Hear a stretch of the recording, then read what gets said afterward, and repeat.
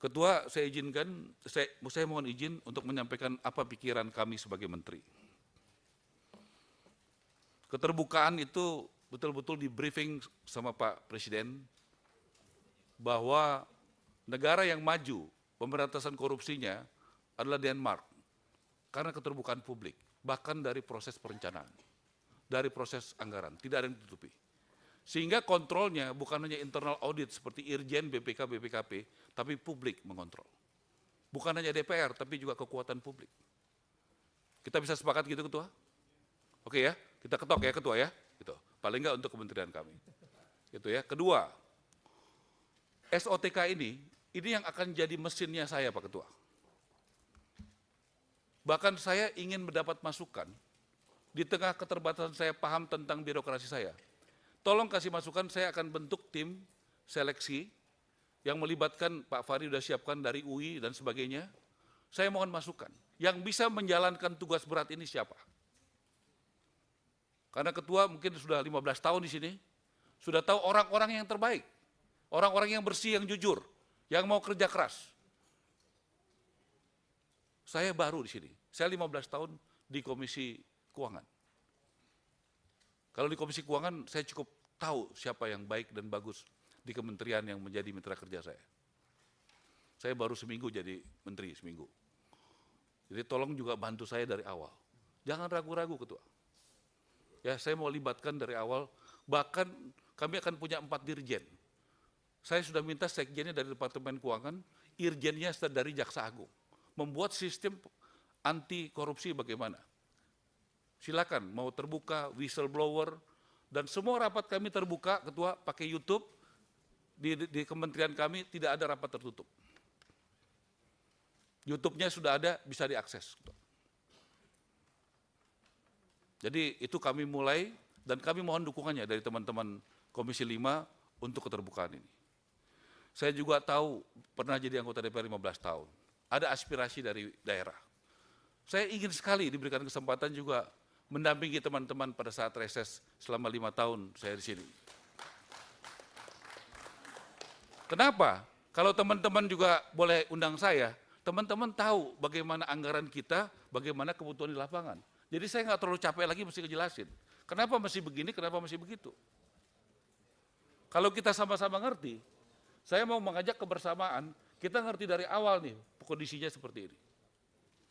Jadi Ketua, keterbukaan setuju, efisiensi Ketua. Saya lama di corporate. Boleh nggak kita masukkan efisiensi dalam pengelolaan keuangan negara? Saya hari Kamis jam 2 akan ketemu Pak Ate. Saya ingin kayak di perusahaan saya dulu ada, misalnya saya punya restoran cukup banyak Ketua, kita bikin central kitchen. Belanja beras untuk satu restoran dengan 24 restoran beda Ketua, harganya. Banyak kemudahan yang dapat. Semen, kalau kita mau bangun 3 juta rumah, saya udah hitung angkanya belasan triliun. Kalau kita deal sama pabrik semen, kemudian kita minta diskon, itu baru satu. Itu bisa diskon berapa? Akan murah harga jual buat rakyat. Karena biaya-biaya untuk materialnya akan turun. Nah, boleh nggak saya lakukan itu? Efisiensi uang negara, sehingga nanti harga-harga rumah bukan naik tapi turun, Ketua.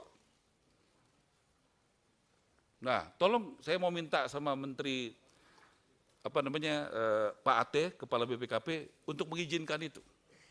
Jadi kita bukan hanya sekedar mengamankan uang negara, tapi juga membuat efisien uang negara. Caranya gimana? Boleh nggak yang bagus-bagus dari korporasi? Central purchasing. Ada ratusan bahan material properti untuk rumah, Ketua. Ketua pasti tahu dan teman-teman. Kalau itu kita bisa bikin satu, itu akan terjadi penghematan yang luar biasa. Boleh nggak diizinkan oleh anggota DPR, saya melakukan penghematan? Bukan hanya mengamankan uang negara. Supaya apa tujuan saya? Supaya harga rumah turun dan uangnya bisa, jadinya pembeli rakyat bisa membeli rumah dengan harga lebih murah. Kemudian soal tanah, Ketua. Saya punya konsep, tanah itu dari sitaan. Saya sudah ketemu Jaksa Agung, di Banten saja ada 1.000 hektar.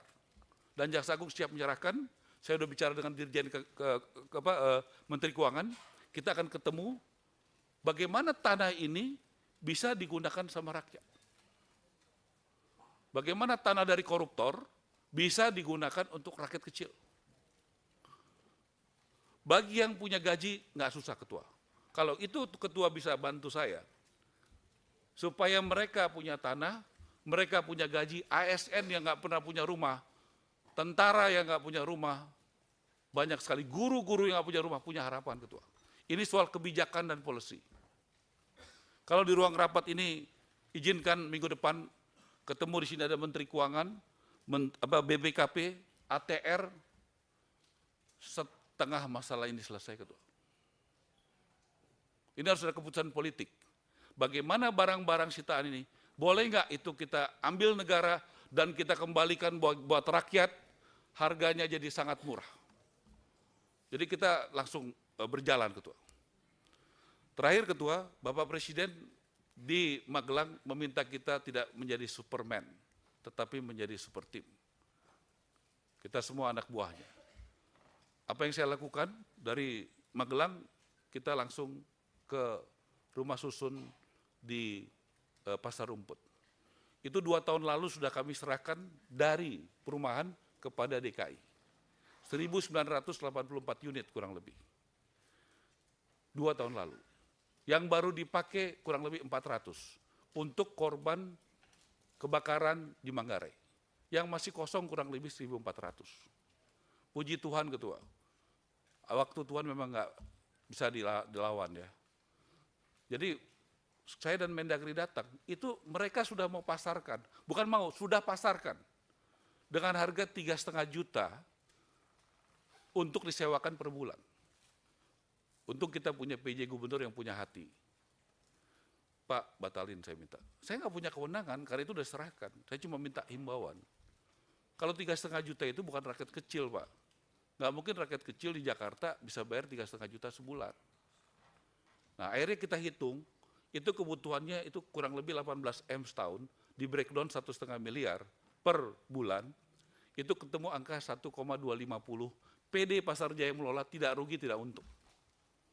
Saya bilang, ayo dong, PD Pasar Jaya kan sudah untung. Nggak semua kan harus untuk cari untung, ini buat rakyat. Kita sepakat ketua, angkanya 1,250, sebagian nanti kita alokasikan buat TNI yang nggak punya gaji tinggi, polisi yang nggak punya gaji tinggi, ASN, guru, dan milenial. Saya undang teman-teman hari Jumat jam 2 siang kita open house di Rusun yang ada di Pasar Rumput untuk kita bekerja dengan cepat. Bagaimana pembeli bisa survei langsung kepada unit-unitnya. Supaya mereka tidak beli kucing dalam karung. Karena sering sekali gambar dan realisasi berbeda ketua. Jadi mereka datang, silakan you pilih. Dan kemudian kita melakukan transaksi. Terakhir saya minta subsidi silang, kalau misalnya ada anak-anak muda milenial yang ada sekitar Tamrin, Sudirman, itu kan membuat kemacetan. Kalau mulai kita buat gerakan, bagaimana rumah mendekati kantor mereka. Jadi jangan mereka tinggalnya di Depok, di Bogor, lama, tidak efisien, dan macet. Maksud saya itulah langkah-langkah kami hanya mau bekerja, tidak mau lain, dan tanpa dukungan DPR, saya tahu, saya anggota DPR 15 tahun, semua tidak akan berhasil. Mohon Bapak Ibu mendukung, dan inilah keberhasilan bersama. Bagi kami, pemerintahan ini berhasil kalau DPR mendukung, khususnya Komisi 5, bekerja sama dari awal bersama kami. Terima kasih. Wassalamualaikum warahmatullahi wabarakatuh.